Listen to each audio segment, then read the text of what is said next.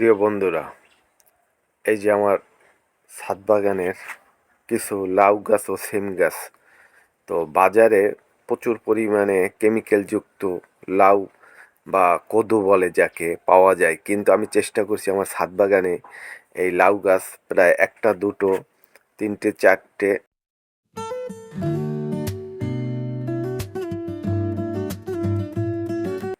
চারটে গাছ লাগিয়েছি। তো এখান থেকে টাটকা শাক এবং আপনার যাতে লাউ খাওয়া যায়, যে দেখুন আমি উপরে মাচা করে দিয়েছি, কি সুন্দর মতো গাছগুলো বেয়ে উঠেছে। এই যে দেখুন কিভাবে বেড়ে উঠেছে। তো এখান থেকে যাতে আমি টাটকা লাউ এবং শাক খেতে পারি, লাউটার চেয়েও বড় কথা হলো আমি গাছ থেকে যাতে টাটকা শাক খেতে পারি।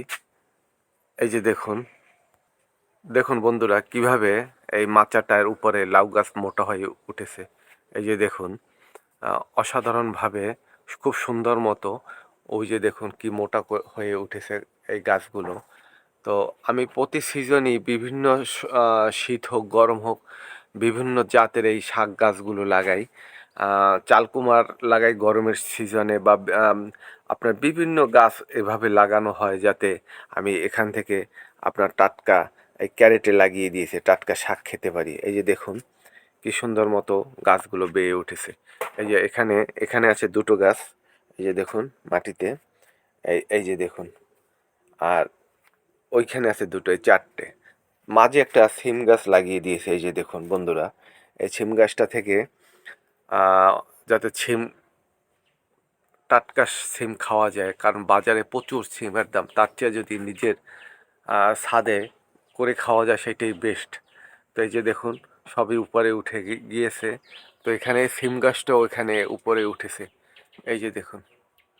তো যাই হোক, আপনারা এইভাবে আহ, করে খেতে পারেন, কারণ বর্তমানে আপনি যদি দুটা লাউ শাকের মোটাও কিনতে চান বাজারে 30 থেকে 40 টাকা দাম, তার চেয়ে আপনি যখন মনে চাইলো ছাদে এসে আপনি কটা শাক পেরে নিজের পরিবারের চাহিদা পূরণ করতে পারবেন।